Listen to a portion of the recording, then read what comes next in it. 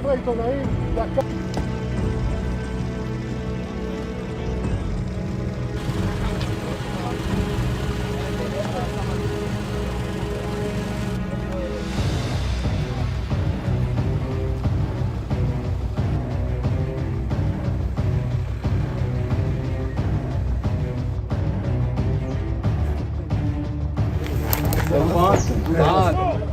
חבר'ה עיתונאים, דקה, תעמדו, שחררו בבקשה.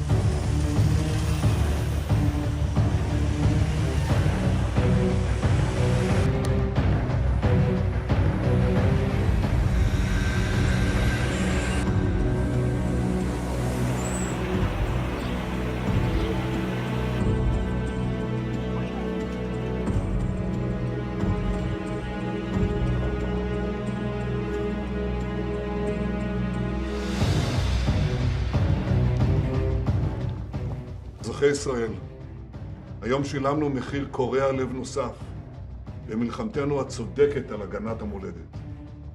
בצער עמוק, באבל כבד, אני מרכין ראש יחד עם כל אזרחי ישראל ומבכה את נפילתם של לוחמינו הגיבורים. כשהמחיר כל כך כבד, נזכור עבור מה אנחנו נלחמים. אנו נלחמים כדי להבטיח את קיומנו ועתידנו. אנו נלחמים כדי להשיב את כל חטופינו.